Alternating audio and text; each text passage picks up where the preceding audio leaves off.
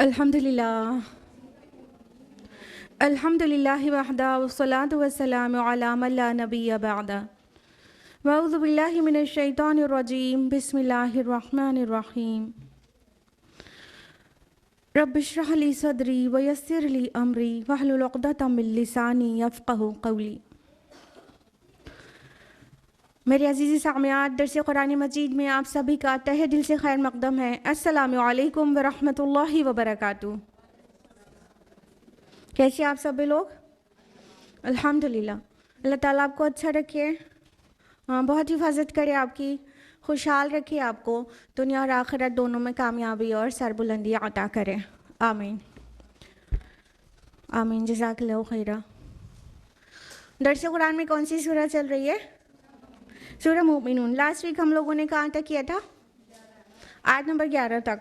तो आयत नंबर 11 तक के मजमून जो कुछ है, उम्मीद करते हैं कि आपको रट गया होगा। बहुत इम्पॉर्टेंट आयत, बहुत अहम मौजू जो कि हमें जानना और प्रैक्टिस करना चाहिए वो है। तो हम एक हफ्ते नहीं, पूरे 2 वीक्स का आयत नंबर 1 to 11 पूरा रिवाइज़ करा देते हैं बहुत मुख्तसर में। तो जिसकी प्रैक्टिस में जहाँ पर कमी हो वो सभी गौर करेंगे अपने कि हम ये सब कुछ कर रहे हैं कि नहीं, क्योंकि कामयाब होने वालों में तो हम सभी होना चाहते हैं। तो सूरह मोमिनून के आयत नंबर 1 to 11 में अल्लाह ताला ने जो लोग आखिरत में कामयाब हो जाएंगे उनकी कुछ सिफ़ात बताई है। तो उसकी रिवर्स इंजीनियरिंग करेंगे तो पता चलेगा कि अगर हम लोग ये चीज़ अपना लें अमल में तो इंशाअल्लाह हम भी कामयाब होने वाले हो जाएंगे।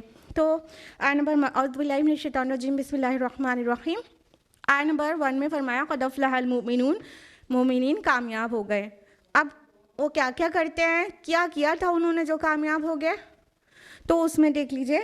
सबसे पहले आया अल्लज़ीना हुम फ़ी सलातिहिम ख़ाशिऊन, वो अपनी सलाह में, नमाज़ों में खुशू इख्तियार करते हैं।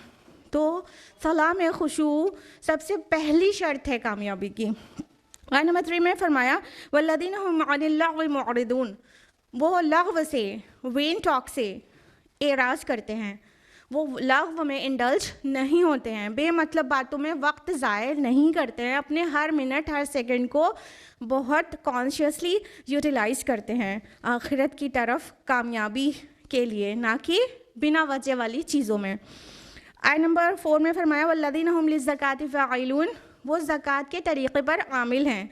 तफ़सीलात आपको बताई जा चुकी है 2 हफ्तों में कि ये ज़कात से यहाँ मुराद बेसिकली तज़किया नफ्स है, ज़कात नफ्स है, यानी अपने नफ्स को प्योरीफाई करते हैं और अपने नफ्स के साथ साथ फिर वो माशरे को भी प्योरीफाई करने की कोशिश करते हैं। आयत नंबर 5 में वल्लज़ीना हुम लिफ़ुरूजिहिम हाफ़िज़ून।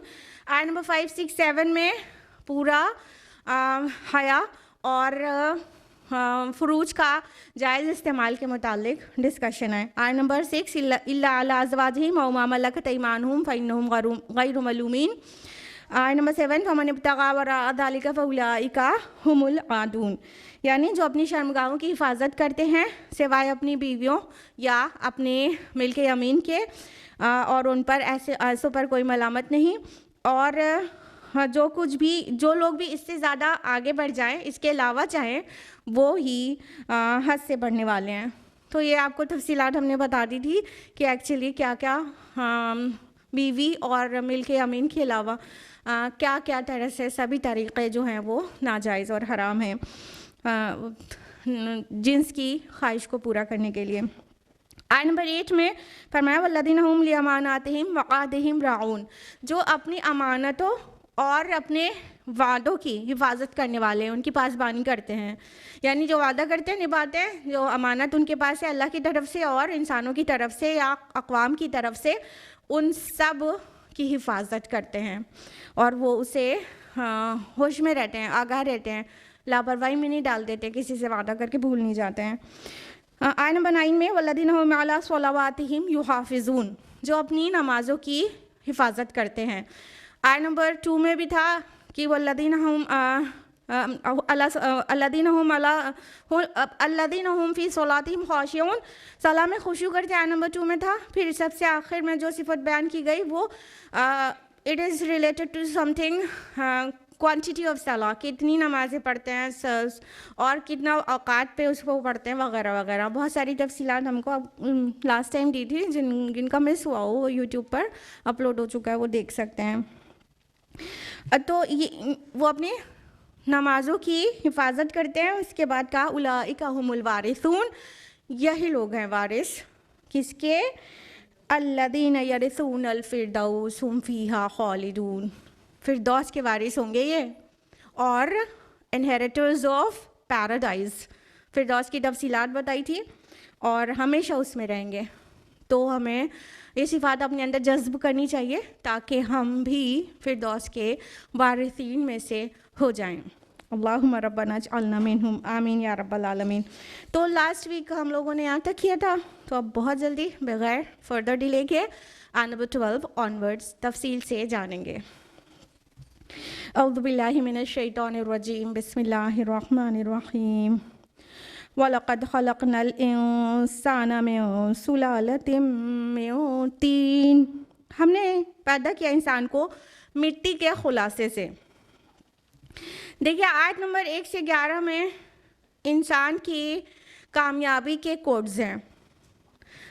आयत नंबर 12 में बता दिया गया कि ये जो कामयाब इंसान है, ये सारे के सारे इंसान कैसे पैदा हुए हैं और किन किन मराहिल से गुजरे हैं। तो अब तख्लीक के तमाम मराहिल बयान किए जा रहे हैं कि किस तरह, जिस तरह आप देखते कीचड़ में कमल निकल आता है, उस तरह किस नापाकी से इंसान पैदा हुआ, कितनी हकीर चीज़ से पैदा हुआ, मिट्टी के खुलासे से, और वो मुख्तलिफ़ तख्लीकी मराहिल से गुज़रता हुआ वो कामयाब होने वालों में किस तरह हो जाता है। तो फरमाया कि इंसान को मिट्टी के खुलासे से पैदा किया। मिट्टी का खुलासा किसको कह रहा है? 3 मीन्स मिट्टी होती है, और सुलाला लफ्ज़ आया है। सुलाला खुलासे के जो हम खुलासा वर्ड इस्तेमाल कर रहे हैं वो सल्ला यसुल्लु से है। सल्ला यसुल्ला का माना होता है न्याम से तलवार को बाहर निकालना, और वो तलवार जो न्याम से बाहर आ जाती है वो मसलूल कहलाती है। तो सल्ला यसुल्लु का एक्चुअली माना होता है किसी चीज़ का अर्क, किसी चीज़ का जुज़ एक्सट्रैक्ट, कशीद करना। तो सुलालत मिन तीन कहा गया कि मिट्टी के एक्सट्रैक्ट से, मिट्टी के जुज़ से, क्या कहना चाहिए, जौहर से, उसके मग़ज़ से इंसान को पैदा किया है अल्लाह ताला ने। इसका एक मतलब तो ये हुआ कि जो हमारे जद अमजद हैं, जो हमारे सबसे पहले फोरमोस्ट फादर हैं आदम अलैहिस्सलाम हैं, उनको अल्लाह ताला ने मिट्टी से पैदा फरमाया था। 3 भी लफ्ज़ इस्तेमाल हुआ है उसके लिए, मिट्टी के लिए, और 3 लाजिब और हमारी मसनून, ये सभी अल्फाज आए हैं। तो अल्लाह ताला ने गारे से, मिट्टी से आदम अलैहिस्सलाम की तख्लीक की थी। तो नस्ल जो चली आदम अलैहिस्सलाम की, वो सारी की सारी यही तो माना जाएगा कि वो सब, उनकी बुनियाद मिट्टी से है, सब के सब मिट्टी के उसका जो जौहर है, जो एक्सट्रैक्ट है, उससे पैदा शुदा है। दूसरी बात ये भी कह सकते हैं, इस तरह भी इसको समझ सकते हैं कि मिट्टी से पैदा होने का मतलब क्या है। ये जो हमारी बॉडी है, बनी है जो, वो किस चीज़ के, हमारी खुराक से वो बिल्डअप होती है। और हमारी खुराक कहाँ से आती है? मिट्टी से। अगर कोई कहे हम तो गोट खा कर आए हैं घर से आज लंच में, हाँ, बकरी तो मिट्टी तो नहीं थी बकरी, तो उसका चारा कहाँ से आया है? वो भी मिट्टी से। यानी थोड़ा इनडायरेक्ट में आपने लिया है खुराक, लेकिन सबकी खुराक जो है, जो सबका नरिशमेंट है बॉडी का, वो मिट्टी से ही आता है। तो इंसान के जिस्म में, मर्द और औरत के जिस्म में जो स्पर्मेटोज़ोन और ओवम का फॉर्मेशन होता है, वो कहाँ से हो रहा है? बॉडी बिल्ड हो रही है उसी मिट्टी से, और उसी से उसका स्पर्म्स और ओवम का फॉर्मेशन हो रहा है। तो इस तरह इंसान मिट्टी से पैदा किया गया है। तख्लीकी मरहले में सबसे पहले मिट्टी का जिक्र किया गया। इंसान याद कर ले कि हमारे असल क्या हैं। फिर वो बड़ा होने के बाद अकड़ता है, तकब्बुर करता है, बड़ी अना आ जाती है उसके अंदर। पैदा किससे हुआ? मिट्टी से, हकीर, हकीर मिट्टी से पैदा हुआ है। इंसान अपनी तख्लीक को भी याद रखे ना तो वो तकब्बुर नहीं करेगा। तो अल्लाह ताला ने इंसान को एक्चुअली मिट्टी के जौहर से पैदा किया है। आयत नंबर 13 में फरमाया सुम्मा जअलनाहु नुतफतन फी क़रारिम मकीन, फिर हमने उस बूंद की शक्ल में उसको एक बूंद की शक्ल में एक महफूज ठिकाने में रखा। यहाँ पर मदर्स वूम को क़रारिम मकीन कहा गया है, यानी वो जो नुतफ़ा है वो जो मर्द के बॉडी में पैदा हुआ था, फिर वो औरत के जिस्म में पहुंचता है और कहाँ पर करार पाता है? यूट्रस में। तो यूट्रस को क़रारुम मकीन कहा गया है क्योंकि यूट्रस बहुत स्ट्रांग होता है। जब बेबी यूट्रस में परवरिश पा रहा होता है तो बहुत प्रोटेक्टेड होता है, और ये बात अब बिल्कुल वाज़ेह हो चुकी है। By weight the uterus is the strongest muscle in the body. Uterus, yes, jaw muscles कहा जाता था ना, वो पुरानी बात हो गई। रिसेंट साइंसेस बताती हैं कि सबसे स्ट्रॉन्ग मसल्स यूट्रस की होती है।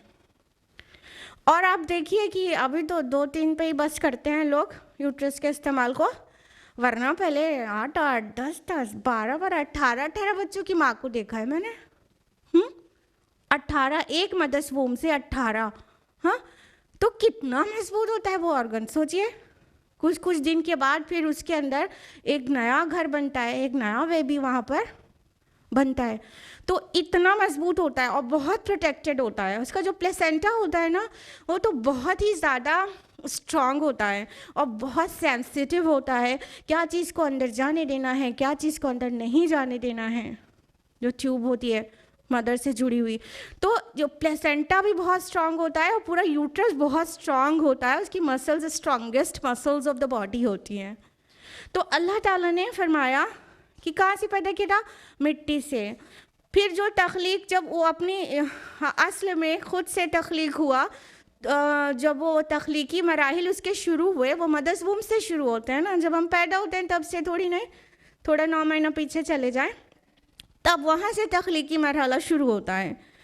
तो वो मदर्स वूम में बहुत ज़्यादा प्रोटेक्टेड था, क़रारे मकीन में था, वेल प्रोटेक्टेड प्लेस में था।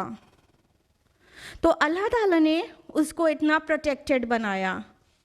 तो उसकी मसल्स यूट्रस की ना सिर्फ इतनी स्ट्रांग होती है बल्कि उसके ऊपर एब्डोमिनल वॉल भी होती है इतनी थिक, तो मज़ीद प्रोटेक्टेड रहता है। बहुत मुश्किल से बहुत बड़ा हर्ट होता है तब जाके हमल साक़ित होता है, ऐसे नॉर्मल चोट और झटके से हमल साक़ित नहीं होता, बहुत प्रोटेक्टेड होता है यूट्रस।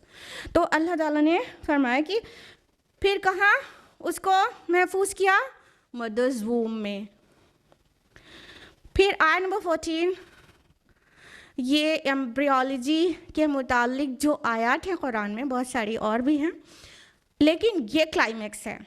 बहुत तफसील से तख्लीकी मरहले बयान किए गए हैं, ज़रा सुनते जाइएगा और आज तो आप देखेंगे भी, देखते जाइएगा, फिर आप सोचिएगा कि हमारा रब कितना बड़ा कारीगर है और किस तरह से बनाया। सुनिए आयत नंबर 14, सुम्मा खलक़ना नुत्फ़ता अलक़ा, फिर हमने उस नुत्फ़े को अलक़ा की शक्ल दी।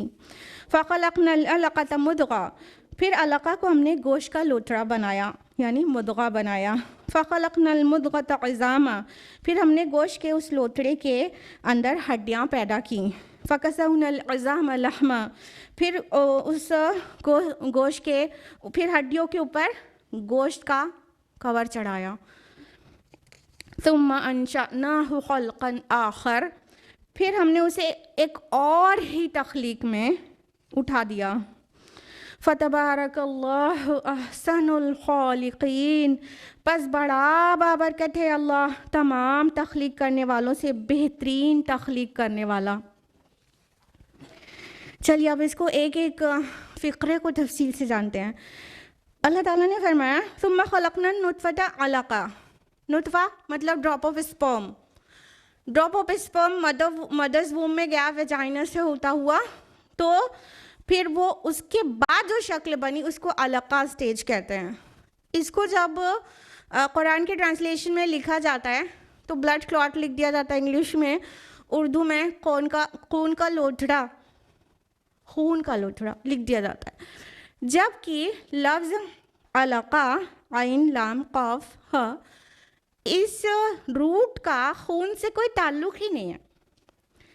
आपके उर्दू में कई अल्फाज मुस्तआमल हैं इस रूट के, देखिए मुअल्लक़, मुताल्लिक़ और ताल्लुक़, इलाका, ये सारी चीज़ें क्या हैं, किसी चीज़ का दूसरी चीज़ से अटैचमेंट बता रही हैं।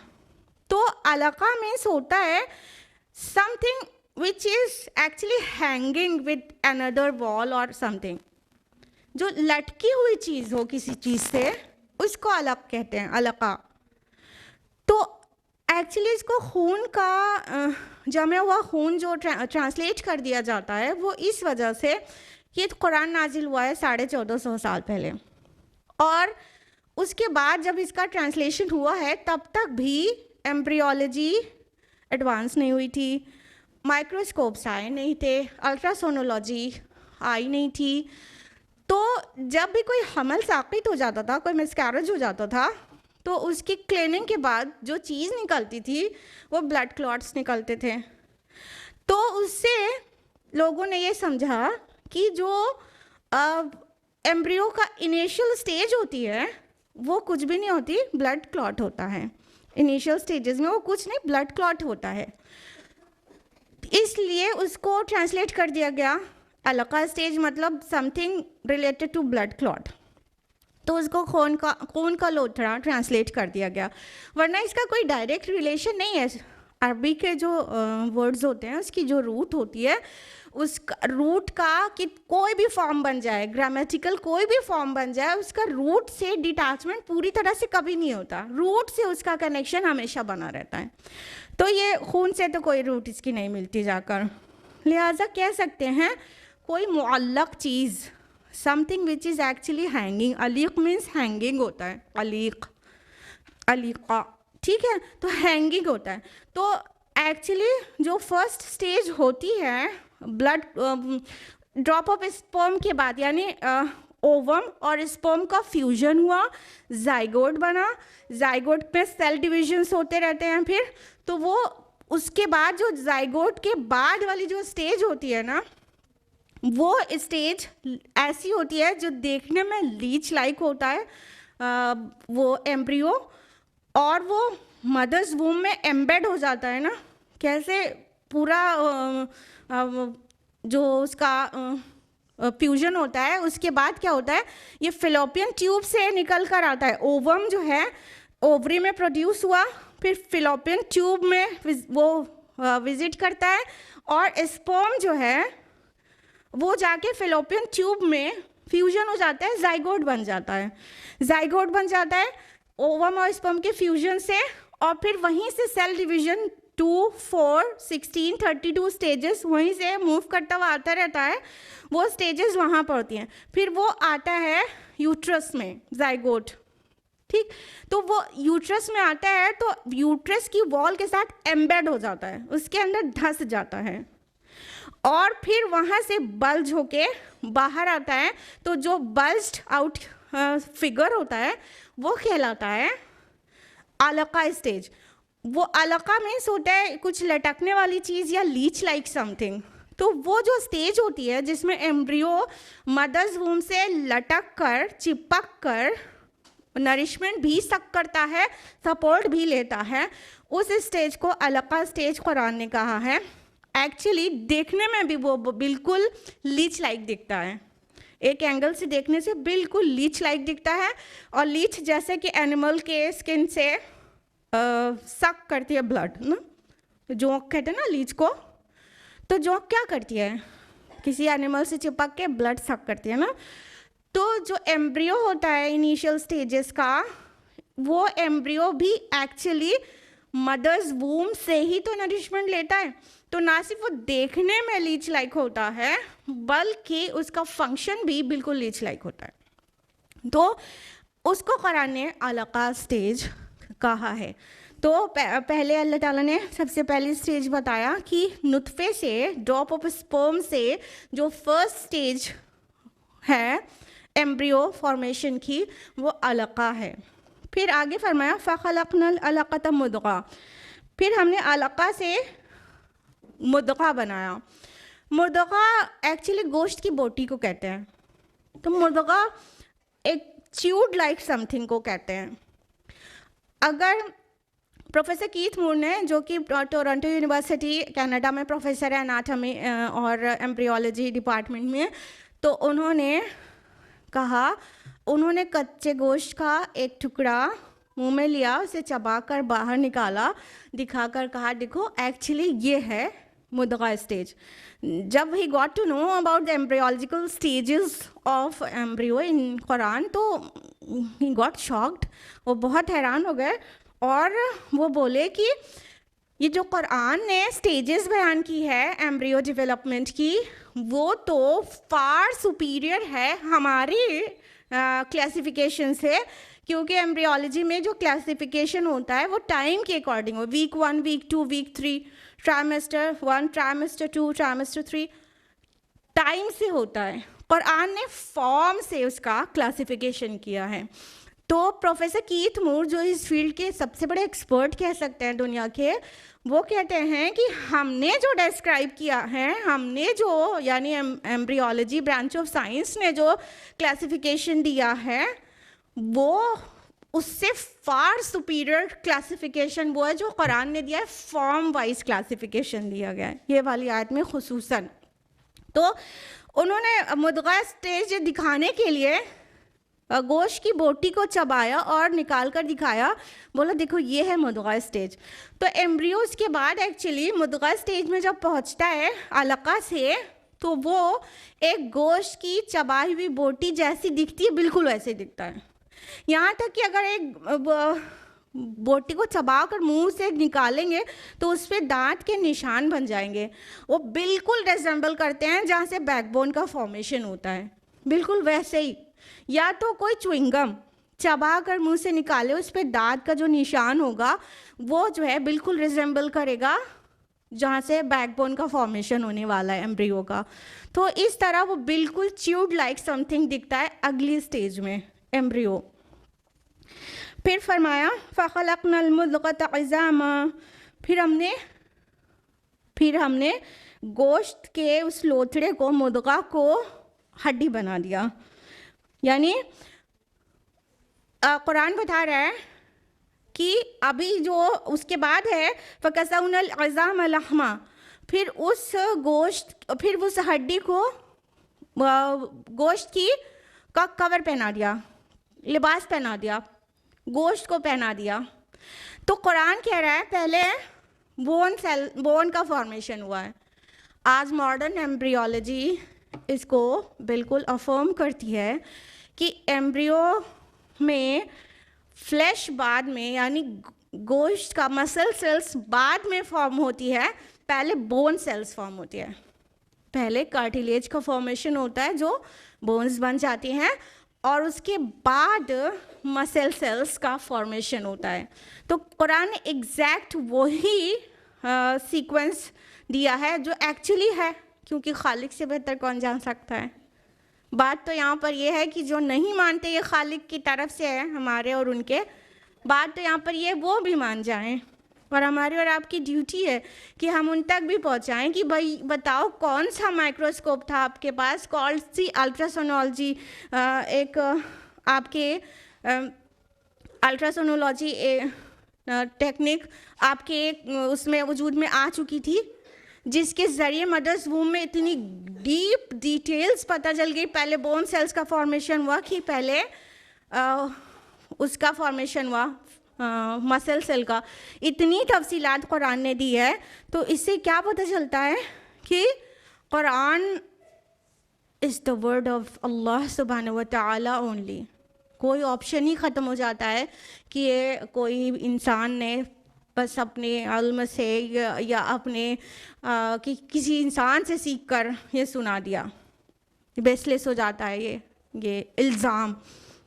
तो अल्लाह ताला ने फरमाया कि पहले हड्डियाँ बनाई हैं, फिर उसके ऊपर गोश्त को पहना दिया। यहाँ पर देखिए, हाँ, गोश्त को चढ़ाने के लिए फ़कसौना इज़ाम लहमा आया है। फ़कसौना कसा में टू ड्रेस अप। आप पढ़ते हैं ना, जब लिबास पहनती हैं तो पढ़ती है ना, अल्हम्दुलिल्लाहिल्लज़ी कसानी हाज़ा व रज़क़नी मिन गैरि हौलिन मिन्नी वला कुव्वा। नहीं पढ़ती हैं तो पढ़ा करिए। कसानी, जिसने मुझे पहनाया। ठीक है, तो यहाँ पे जो गोश्त को चढ़ाने की बात है वो पहनाना वर्ड इस्तेमाल हुआ है, ड्रेसअप करना। यानी देखिए, हड्डी नहीं होती तो हम शेप में ही नहीं होते, स्ट्रेंथ नहीं होती हमारे अंदर, और गोश्त नहीं होता तो आप हड्डी के ढांचे को पूरा स्केलेटन दिमाग में लाइए, कैसे डरावने से होते हम। तो कितना ब्यूटीफुली अल्लाह सुब्हानहू व तआला ने इसको फैशन किया है हमको और आपको। ये तख्लीकी मराहिल से सभी लोग गुजरे हैं। तो अल्लाह ताला ने फरमाया कि हमने फिर हड्डी पर गोश्त पहना दिया। जैसे लिबास पहन लिया जाता है वैसे गोश्त को पहना दिया। तो कितना ब्यूटीफुल हो गया, कितना खूबसूरत हो गया इंसान, एकदम मुख्तलिफ तख्लीक में आ गया, कितनी शानदार तख्लीक हो गई उसकी। तो इस तरह से अल्लाह ताला ने आगे फरमाया, तुम अंशअनाहु खल्क़न आखर, फिर हमने उसे एक और ही तख्लीक में निकाल खड़ा किया, पैदा फरमा दिया। अब और तख्लीक क्या है भाई? देखिए, ये जो एम्ब्रियोनिक स्टेजेस हैं ये गुजरती हैं बाकी एनिमल्स पर भी, लेकिन जब इंसान इन स्टेजेस से गुजरता है तो 4th मंथ पर फरिश्ता आता है, रूह डाल देता है उसके जिस्म में। तो अब वो कोई और ही मखलूक हो जाता है। अभी तक उसका हैवानी वजूद बढ़ रहा था और ग्रो कर रहा था, डेवलप हो रहा था, लेकिन 4th मंथ उसके अंदर रूह डाल दी जाती है। एक फरिश्ता आता है, रूह डाल देता है, जिसकी वजह से वो कोई और ही तख्लीक, कहने का मतलब अब वो इंसान बना। अभी तक तो उसका हैवानी वजूद परवरिश पा रहा था। एक्चुअली इंसान का असल वजूद हैवानी वजूद नहीं है, क्या है? रूहानी वजूद है। तो रूह को मिल जाने के बाद अब वो सबसे मुख्तलिफ हो गया। वो बंदर और चिंपैंजी से मुख्तलिफ हो गया। डार्विन वहीं तक अटके हुए थे। वो चिंपैंजी से मुख्तलिफ हो गया, अब वो घोड़े और बिल्ली से मुख्तलिफ हो गया, तो वो कोई और ही तख्लीक में आ गया। इसके लिए एक बहुत प्यारी सी हदीस है, उससे तफसील आपको बहुत अच्छी पता चल जाएगी। बुखारी मुस्लिम की मुत्तफ़क़ुन अलैह रिवायत है। अल्लाह के नबी सल्लल्लाहु अलैहि वसल्लम फरमाते हैं कि तुम में से हर एक की तख्लीक यूँ होती है कि वो अपने माँ के पेट में 40 दिन तक नुतफ़े की शक्ल में रहता है, फिर उतना ही दिन तक वो नुतफ़े से अलक़ा स्टेज में आता है, कुरान कह रहा है, तो अलक़ा के स्टेज में रहता है, फिर उतने ही दिनों तक वो मुद्ग़े के स्टेज में रहता है। अब ये 40 हो गया ना। फिर अल्लाह के रसूल सल्लल्लाहु अलैहि वसल्लम फरमाते हैं कि उसके बाद एक फ़रिश्ता आता है जो उसके अंदर रूह डाल देता है, और फिर वो फ़रिश्ता जब रूह फूंक देता है तो 40 + 40 + 40 = 120, मतलब 4 मंथ्स। ठीक है, 4 मंथ्स हो गया। तो ये चौथे महीने रूह फूंक दी जाती है, और रूह फूंकने के साथ साथ उस 4 चीज़ें उसके लिए तय कर दी जाती हैं। डेस्टिनी, उसकी कद्र तकदीर तय हो जाती है। क्या 4 चीज़ें? रिस्क, उम्र, अमल, और वो शक़ी होगा कि सईद, नेक होगा कि बद। ये चार चीज़ें उसके रूह फूंकने के साथ साथ उसकी तकदीर उसके साथ चिपका दी जाती है।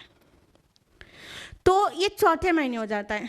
लेकिन अगर कोई समझ रहा हो कि मतलब हदीस ये कह रही है कि 4 महीने के बाद इंसान ज़िंदा होता है, रूह को अगर जान से कंफ्यूज करेंगे तो लगेगा 4 महीने के बाद जान आती है और 4 महीने के पहले बेजान होता है।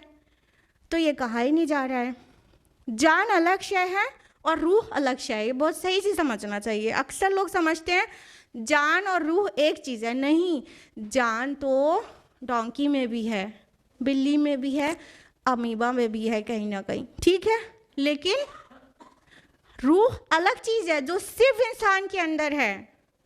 और वो जो सबसे इंटेलिजेंट एनिमल कौन सा है बताइए?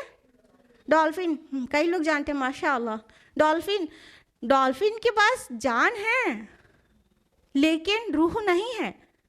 रूह जो अल्लाह ने फूकी है, पैसे सबैतु व नफ़ख्तु फ़ीहि मिन रूही फ़क़ऊ लहू साजिदीन, जब मैं इसे पूरा बना चुकूँ, इसके नाक पलक संवार दूँ, इसे फाइनल टचेस दे दूँ तो और अपनी रूह में से फूंक दूँ तो तुम सब सजदे में गिर जाना। ये कहा था अल्लाह ताला ने फरिश्तों से। तो रूह के फूकने के बाद इंसान एक्चुअली इंसान बनता है। जब तक आदम अलैहिस्सलाम का मिट्टी का पुतला बनाया गया तो उसमें रूह नहीं फूकी गई थी, तो वो एक हैवानी वजूद था, इंसान नहीं था। जब रूह फूक दी गई तो पूरा इंसान वजूद में आया है। तो ये कंफ्यूज नहीं होना चाहिए कि उससे पहले बेजान था, नहीं, जान तो उसके अंदर पहले दिन से थी।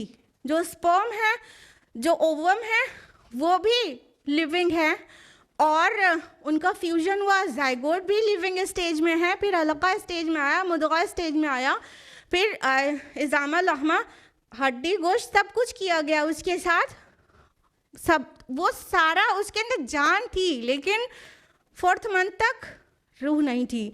जब 4th मंथ हो जाता है तो रूह फूक दी जाती है, तो उसका जो एक्चुअल वजूद है, रूहानी वजूद और जिस्मानी वजूद, वो दोनों मर्ज कर दिया जाता है।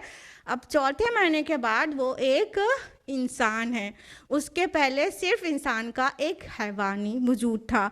तो इस तरह से इंसान की मदर्स वूम में तख्लीक होती है। और आगे अल्लाह ताला ने फरमाया फ़तबारकल्लाहु अहसनुल खालिकीन, बस बड़ा बाबरकत है अल्लाह तमाम तख्लीक करने वालों से बेहतरीन तख्लीक करने वाला। अल्लाह ताला फरमाते हैं कि फ़तबारकल्लाहु अहसनुल खालिकीन।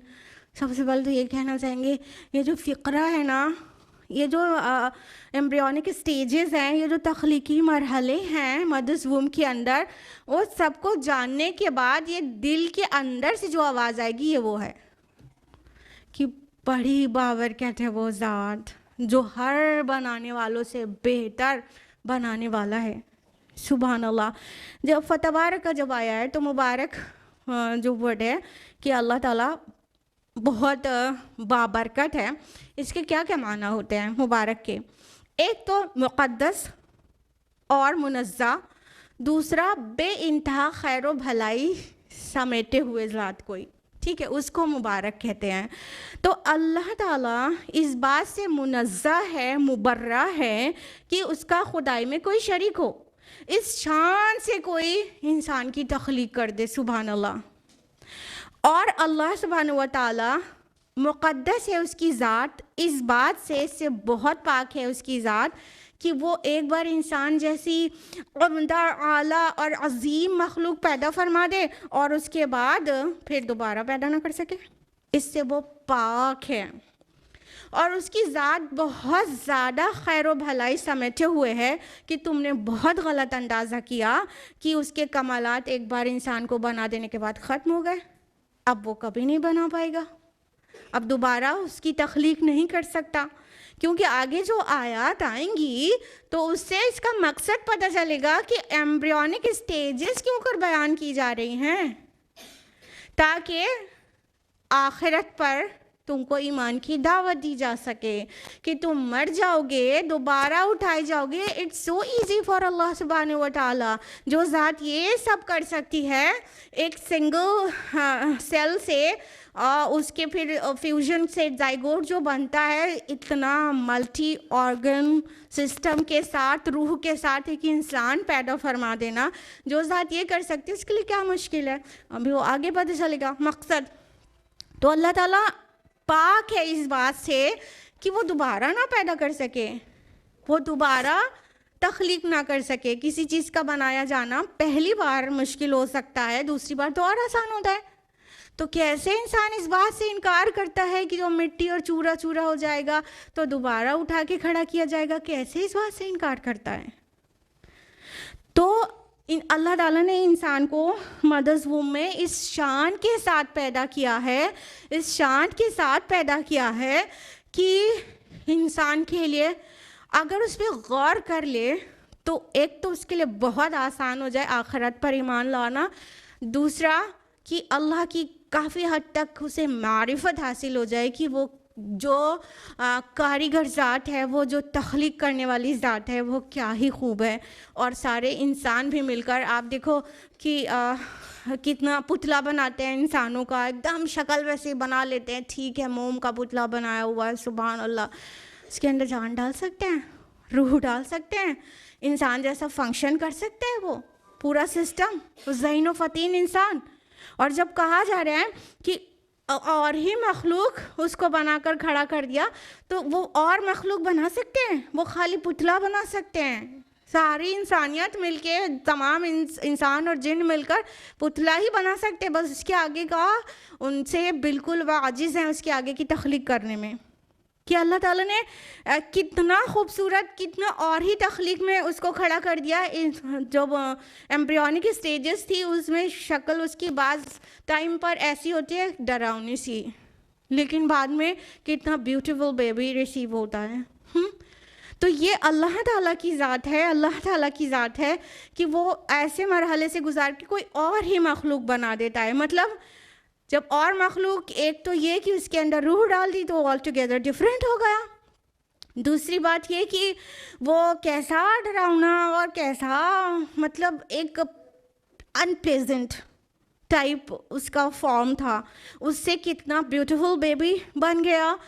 और फिर वो पैदा होता है और वो ज़हीन और फ़तीन बनता है और डॉक्टर, इंजीनियर, उसके अंदर अब मैथमेटिक्स और साइंस को समझने का पूरा अक्ल है। फिर वो फ़िलोसोफ़र भी बन सकता है। तो फ़िलोसफी और साइकोलॉजी को समझना, इतना अक्लमंद होना, सुभान अल्लाह, इतनी ताकत होना उसके अंदर, ये सब कुछ कैसे तख्लीकी मरहले से गुज़र के आया था। नुत्फ़े से बना था, मिट्टी से बना था और कुछ और ही बन गया। सुभान अल्लाह, क्या बन गया पूरी दुनिया में, मतलब दुनिया और नॉन वर्ल्ड इवन कह सकते हैं, यूनिवर्स, नॉन यूनिवर्स में इंसान जैसी तख्लीक कोई दूसरी नहीं है। उसके पास अक्ल है, उसके पास हिकमत है, उसके पास पावर ऑफ स्पीच है, उसके पास समात है, बसारत है। सबसे अलग कोई और ही तख्लीक बन के खड़ा हो गया। तो ये गौर करना चाहिए कि ये सब कुछ किसने कर दिया। पता है, एम्ब्रियोनिक स्टेजेस को अगर डिटेल में डिस्क्राइब किया जाए then it will take hours and hours and hours and I think days and days भी कहें तो कुछ गलत नहीं होगा। किस किस तरह से फॉर्मेशन होता है एम्ब्रियो का, अभी आप लोगों को एक इंशाल्लाह वीडियो पे दिखाने जा रहे हैं, तो उससे फर्दर आपको समझ में आ जाएगा। लेकिन जो कुछ मेरी नॉलेज जहाँ तक है वो उसके ऊपर थोड़ा हम आप मेंशन करें, थोड़ा गौर करिएगा किस किस तरह से इंसान की तख्लीक होती है।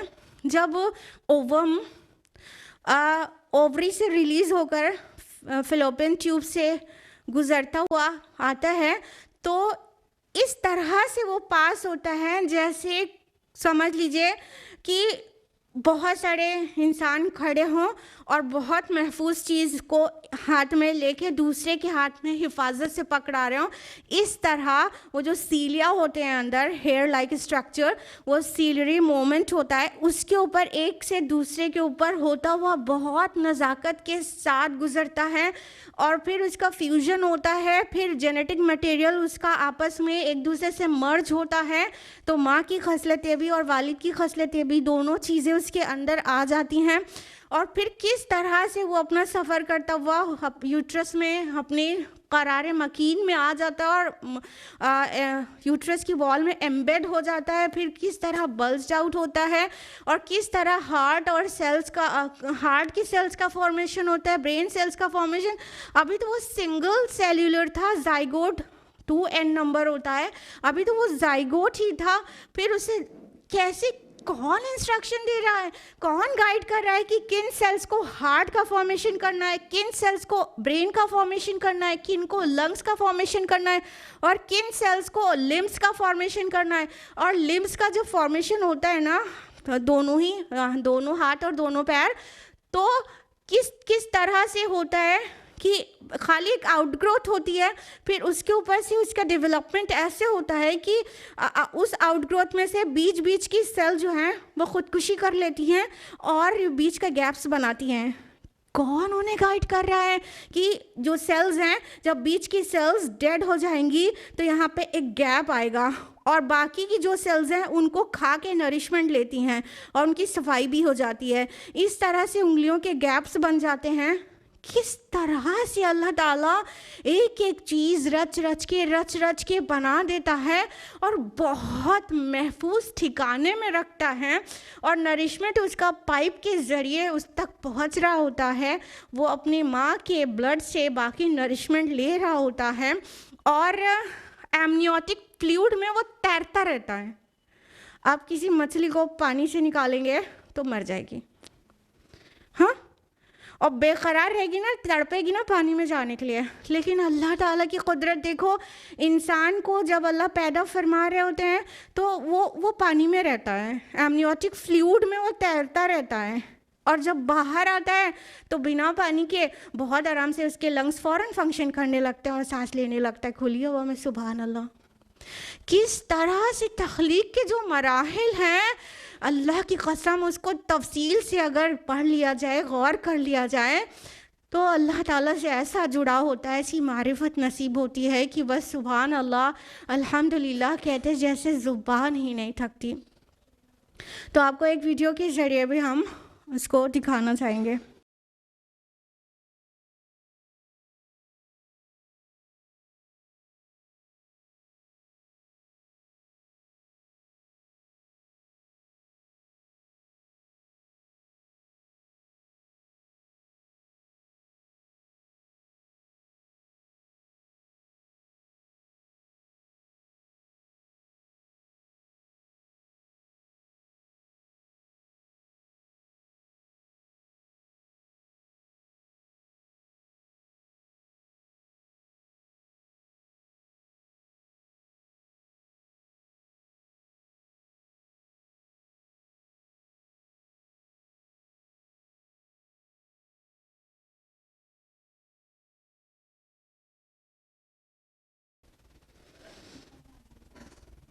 देखिए पूरे स्पर्म की जर्नी है, बस देखते रहिएगा।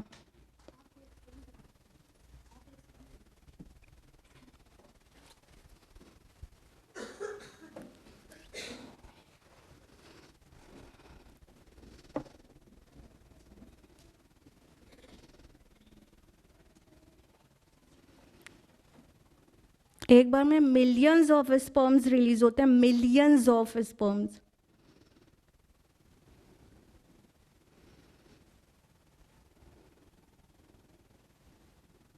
और उसमें से सिर्फ एक का चुनाव होता है। देखिए कैसे मिशन के एतबार से एक अपनी करेक्ट डायरेक्शन में चलते चले जा रहे हैं, और इनके पहले एक टेल होती है जो उनके मूवमेंट में हेल्प करती है, लेकिन बाद में इस टेल का कोई काम नहीं रहता, फिर ये ब्रेक हो जाती है वहाँ से।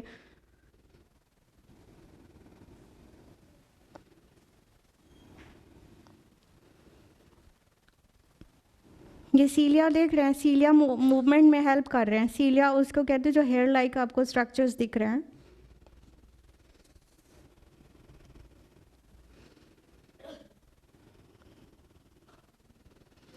जब तक स्पर्म और ओवम का फ्यूजन नहीं होता तब तक पॉसिबल रहता है कि अंदर जा सकता है एक स्पर्म, लेकिन जैसे ही एक स्पर्म अंदर जाता है वैसे ही उसकी जो सरफेस होती है वो फिर किसी स्पर्म को अलाउ नहीं करती है। बहुत कम केसेस में ट्विंस होते हैं ना। नॉर्मल हालत में एक स्पर्म अगर पेनिट्रेट करके ओवम की सरफेस को अंदर चला जाता है तो बाकी फिर कोई स्पर्म कोशिश करता रहे तो अंदर नहीं जा सकता है।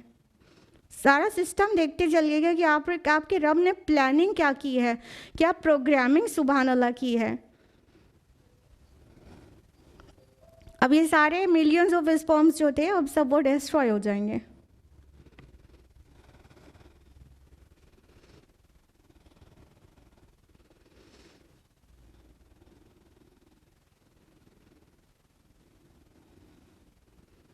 अब ये जेनेटिक मटेरियल वहाँ से निकलकर ओवम के जेनेटिक मटेरियल के साथ फ्यूज़ कर जाएगा।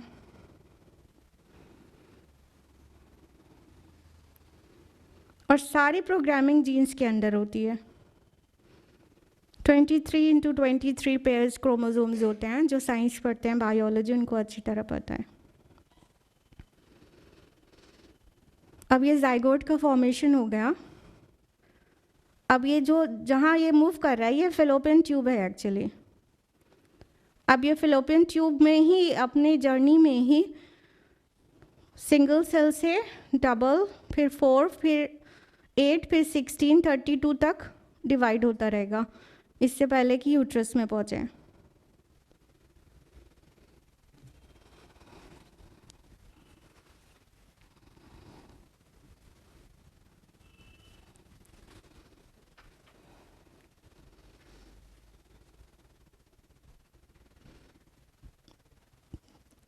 अब ये यूटेराइन वॉल में एम्बेड हो गया।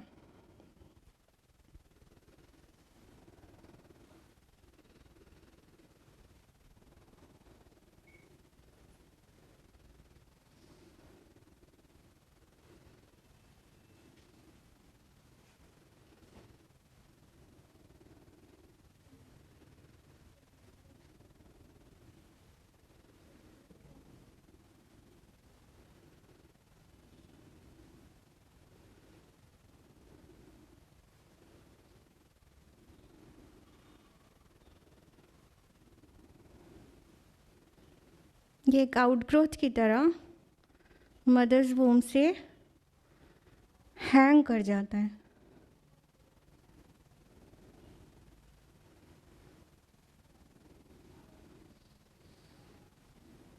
ये अलका स्टेज है।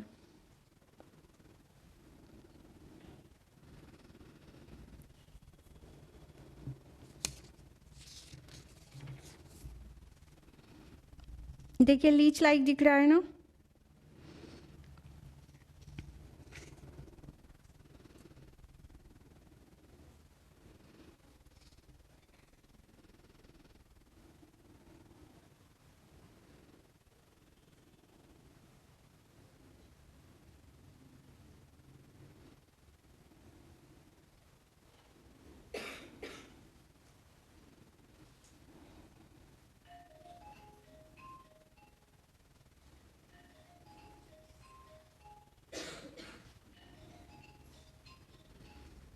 दिल की गहराई से सुभान अल्लाहि व बिहम्दिही निकालना चाहिए। और हम में से कोई भी ऐसा नहीं है जो इन मराइल से गुजरे बगैर यहाँ पे आके कुर्सी पर बैठ गया। हम सब इन स्टेजेस से बिल्कुल गुजरे हैं, तब निकले हैं माँ के पेट से।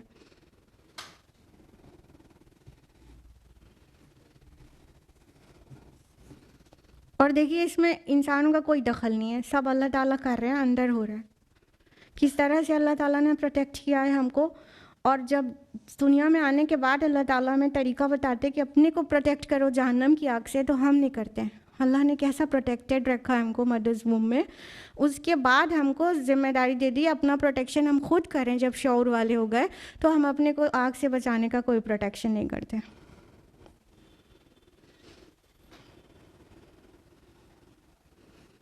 देखिए लिम्स का फॉर्मेशन कैसे होता है।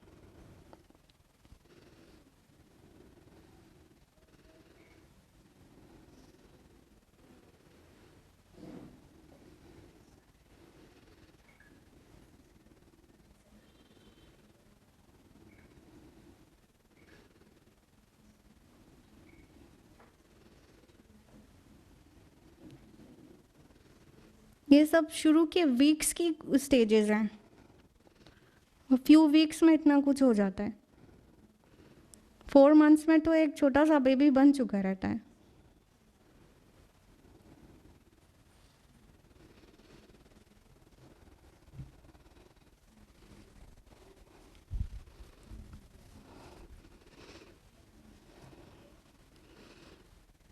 किसने सिखाया इन सेल्स को कि आँख बनाना है, कि हाथ बनाना है, कि कान बनाना है, फिर उसकी नाक पलक संवारना है, फिर बाद में हेयर की ग्रोथ होना है?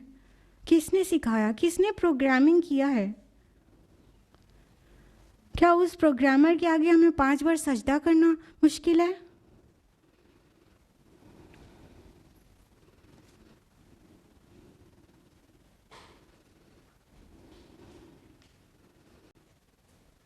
देख रहे हैं?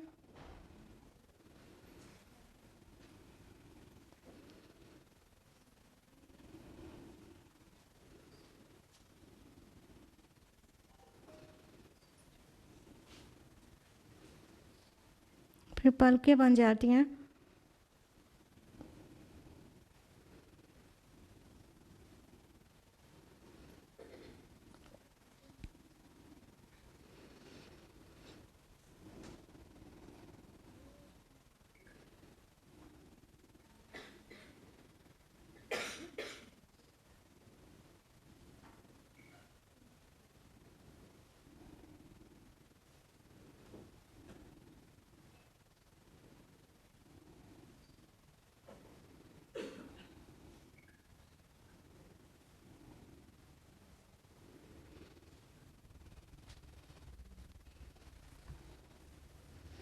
सुभानल्लाहि व बिहम्दिही, सुभानल्लाहि व बिहम्दिही, फतबारकल्लाहु अहसनुल खालिकीन।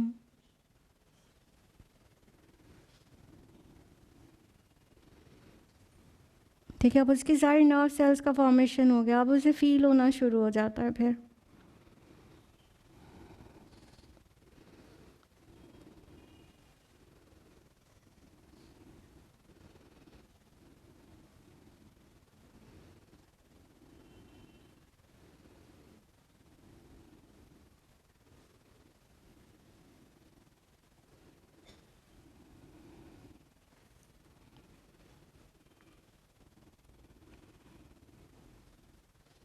सुभानल्लाहि व बिहम्दिही, सुभानल्लाहिल अज़ीम।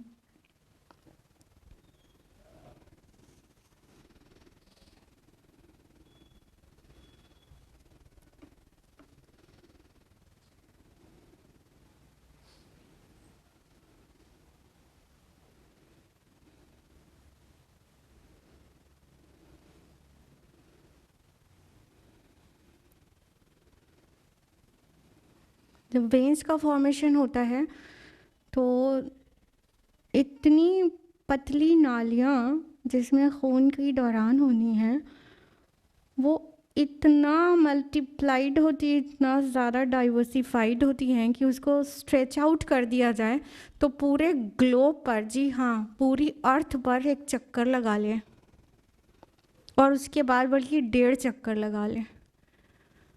जो अर्थ का सर्कमफेरेंस है उसका 1.5 चक्कर लगा लें।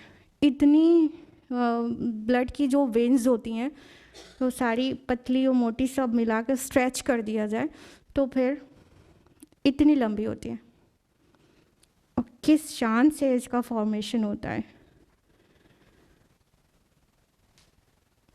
कुछ पे करते हैं अल्लाह ताला को अपने लिए एक बेबी बनवाने के लिए?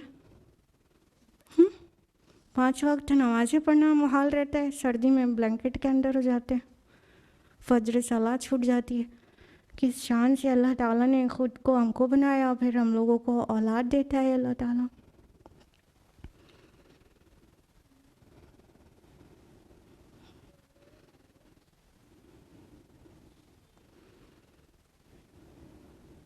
और साथ साथ में माँ के दिल में उसकी मोहब्बत और उसका कनेक्शन।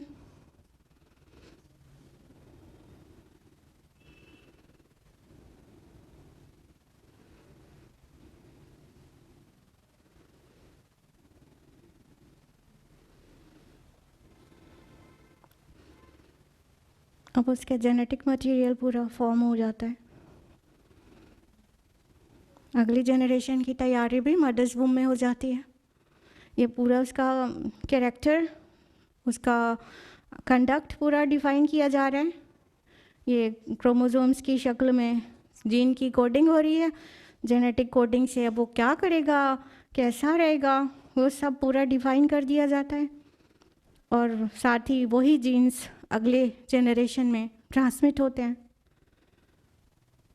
और फिर माँ और वालिद की खुसूसियात के साथ कभी नाना नानी, कभी पर नाना, मतलब कभी तो 6-6 8-8 जनरेशन पहले की जीन्स जो हैं वो एक्टिव हो जाते हैं और उसके क्वालिटीज़ आ जाती हैं बच्चे में, 2-4-6 जनरेशन पहले वाली चीज़। ये डीएनए का फॉर्मेशन हो गया।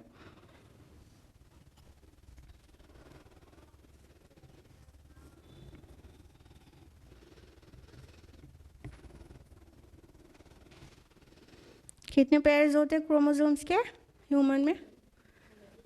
23।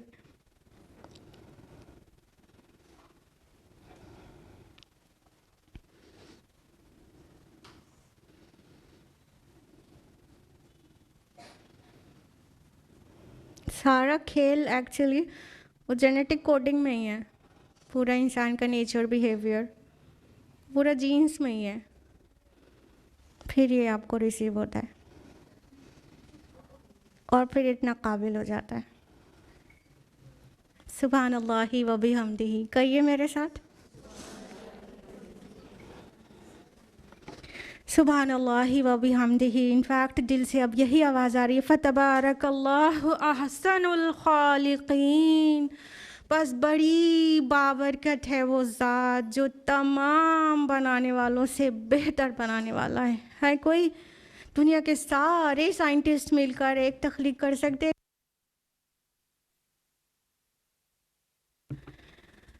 एक मक्खी भी नहीं बना सकते ना। दुनिया के सारे साइंटिस्ट और जिन्नों को भी मिला लें, बड़ी ताकत वाले होते हैं, उनको भी मिला लें तो एक मक्खी भी नहीं बना सकते। और अल्लाह ताला किस तरह, मतलब क्या एफर्ट रहता है इंसान का। मदर्स वूम में सारी डिज़ाइनिंग हो रही होती है फ्री में। अब फ्री इसलिए बोल रहे हैं, हर चीज़ का यहाँ दुनिया में पैसा लगता है भाई, हाँ, लेकिन अल्लाह ताला औलाद नसीब कर देता है। किसी माँ की गोद में एक हंसता खेलता फूल खिल जाता है फ्री में। इसीलिए ये पॉइंट नोटेबल है कि अल्लाह ताला हमें इतनी हिफाजत से अंदर पाल रहा होता है, बड़ा कर रहा होता है, और जब वो पूरा तख्लीक उसकी पूरी हो जाती है, अब डरावना नहीं दिख रहा है, तो दुनिया में आता है और फिर अल्लाह ताला चाहते हैं कि अब अपने आप को बचाओ, जो तुम्हें शऊर आ गया है, अब तुम जहन्नम की आग से बचाओ। तो हम अपने आप को नहीं महफूज करते जहन्नम की आग से, और अल्लाह ताला की इतना हिफाजत के साथ हमको 9 महीना मदर्स वूम में हिफाजत किए रहता है। जब अभी हमारे पास शऊर नहीं है तो अल्लाह ताला ने किस प्यार से और किस हिफाजत से हमको बचाया है नुकसानात से। अब उसका मकसद आ रहा है, क्यों आपको ये पूरा एम्ब्रियोनिक स्टेजेस कुरान ने इतनी वास्ट क्यों बयान की, इतनी मतलब डिटेल के साथ क्यों आया भाई, तो जान लीजिए। आयत नंबर 15, सुम्मा इन्नकुम बअद ज़ालिका लमय्यतून, फिर इसके बाद तुम सब यकीनन मर जाने वाले हो। आयत नंबर 16, सुम्मा इन्नकुम यौमल क़ियामति तुबअसून, और फिर यकीनन क़ियामत के दिन तुम सब उठा दिए जाओगे। तो ए इंसान, देख तेरे रब ने तुझे आउट ऑफ नथिंग बना दिया। 10 महीना पहले कहाँ था वो बच्चा, कौन सा स्पर्म, कौन सा ओवम किधर प्रोड्यूस हुआ था, फिर उसके बाद वो स्पर्म ओवम के फ्यूजन से मुख्तलिफ तख्लीकी मराहिल से गुज़रता हुआ एक अक्ल रखने वाला इंसान बन गया। क्या अल्लाह ताला इस बात से आजिज़ है कि ये मिट्टी में मिल जाए तो फिर इसकी दोबारा तख्लीक कर दे? कि कौन सा लॉजिकल बुनियाद पर भी, रैशनल बुनियाद पर भी कौन इसको इनकार कर सकता है? कैसे इनकार किया जा सकता है? तो अल्लाह ताला फरमा रहे हैं कि देखो तुम मान लो कि तुम सब मर जाने वाले हो, इतना तक तो मान लेते हैं क्योंकि शब रोज़ देखते हैं। अभी कल भी एक जनाजे में गए थे, मतलब जो प्राइम एज होती है, प्राइम एज, जवान लड़के, अभी निकाह नहीं हुआ था, फौत हो गया। यही सोच रहे थे वहाँ बैठकर कि सबसे बड़ी हकीकत ज़िंदगी की ये है कि मौत आनी है और कुछ भी यकीनी नहीं। निकाह होगा कि नहीं यकीनी है क्या? नहीं। औलाद होगी कि नहीं यकीनी है क्या? नहीं। काम मिलेगा, पैसे वाला होगा, अमीर होगा, गरीब होगा, कोई भी चीज़ यकीनी नहीं है सिवाय इसके कि मौत आनी है। मौत एक ऐसा ज़िंदगी का सच है जो सबसे पुख्ता और सबसे यकीनी है। तो अल्लाह ताला यही तो बता रहे हैं, देखो तुम मौत ही थे, तुम वकुंतुम अम्वाता फअहयाकुम, तुम मुर्दा थे फिर तुम्हें ज़िंदा कर दिया। तो तुम जब नहीं थे, आउट ऑफ नथिंग अल्लाह ताला ने तुम्हें क्रिएट कर दिया, तो उसके लिए क्या मुश्किल है कि तुम क़यामत के दिन उठा दिए जाओगे। उसी खालिक जिसने तुम्हें पहली बार पैदा किया था दोबारा बना देगा, तुम्हारा हिसाब किताब लेगा, तुमको इतने कमाल के, इतने अजीम मराहिल से गुजारते हुए उसने पैदा फरमा दिया और इतना अक्ल जहन वाला बना दिया। तुम्हारे अंदर जहानत है, फतानत है और बहुत सारी स्किल्स हैं। क्या ये सब बेमकसद है? क्या बेमकसद तुमको पैदा किया है? जो कुछ बताया और दिखाया गया क्या बेमकसद है? नहीं, तुम बामकसद मखलूक हो। अल्लाह ताला ने तुमको खेलने के लिए नहीं बनाया, बेमकसद नहीं बनाया। अल्लाह ताला कहते हैं अगर हमें खेलना ही होता तो हम अपने पास कोई खिलौना बना लेते, लेकिन रियलिटी ये है दर्द दिल के वास्ते पैदा किया इंसान को। तुम्हारा एक मकसद है, तुम उस दर्द में जियो, तुम्हारा एक मकसद है। तुम्हारी असली कामयाबी जन्नत है। असली मिशन जन्नत में जाने के बाद पता चलेगा, यहाँ पे टेस्ट हो रहा है तुम्हारा। जो मकसद है एक्चुअली वो यहाँ पर टेस्ट है और एक्चुअल टास्क तो जन्नत में जाके पता चलेगा कि अल्लाह ताला ने ये टेस्ट क्यों लिया था, वहाँ पे भेजकर अब क्या टास्क है। तो मकसद के लिए सीरियस हो जाना और अपनी ही तख्लीक के मराहिल से सबक लेना, कुछ लेसन ले लेना, ये अक्लमंदी की निशानी होगी जो ये बनाया है सर अल्लाह ताला ने सबसे ऊपर। और अगर सब जान कर भी, सब देख कर भी फिर घर जाके फिर ब्लैंकेट में घुस गए और इसके बाद मकसदियत ख़त्म, तो कोई फ़ायदा नहीं।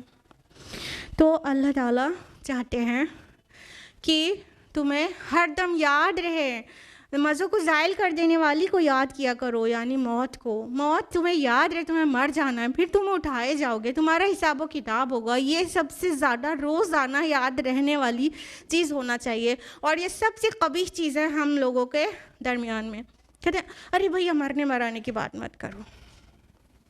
जैसे ही किसी के मुँह से निकला कि मर जाना है या मर ना जाए या जैसे लग रहा है मर जाए, मरने की बात ही मत करो, मुंह पे तो हाथ रख दिया जाएगा प्यार करने वालों की तरफ से, मरने की तो बात ही मत करो, जबकि यही सबसे बड़ी हकीकत है। तो उस हकीकत को हमें और आपको पहचानना चाहिए और हमारे खालिक ने उसको पहचानने के लिए हमें किन किन चीज़ों के लिए से गुजारा है। हमें हिदायत का सामान में कोई चीज़ ऐसी नहीं छोड़ी जो किसी भी तरह के इंसान के लिए काफ़ी नहीं है हिदायत के लिए। अगर इंटेलेक्चुअल है तो उसके लिए सुभान अल्लाह एम्ब्रियोलॉजी की आयात है, अगर वो फ़िलासफ़र है तो उसके लिए फ़िलासफ़ी की भी आयात है, अगर उसको साइकोलॉजी उसकी बीमारी है तो साइकोलॉजी की भी आयात है, बहुत सारी चीज़ें। तो अल्लाह ताला ने सब कुछ जमा कर दिया, मकसद एक है हिदायत इंसानी कि ए इंसान हिदायत पर आ जा, अपने रब की मान ले, तेरा टेस्ट हो रहा है और तुझे वापस जाना है अपने रब की तरफ, अपने मर्जा और अपने मंबा के लिए तैयारी कर। आज के लिए इतना ही, आया नंबर 16 तक इंशाल्लाह नेक्स्ट वीक आगे कंटिन्यू किया जाएगा। अल्लाह ताला से दुआ है कि हम सभी को कुरान मजीद पढ़ने, समझने, गौर व फिक्र करने, अमल करने और दूसरों तक पहुँचाने की तौफीक अता फरमाए। अल्लाह ताला तौफीक दे कि हम उसकी निशानियों में गौर व फिक्र करें और उसे पहचान जाएँ और उसके बंदे बन जाएँ। आमीन या रब्बल आलमीन। व आखिर दावाना अनिल हम्दुलिल्लाहि रब्बिल आलमीन। वस्सलामु अलैकुम व रहमतुल्लाहि व बरकातुहू।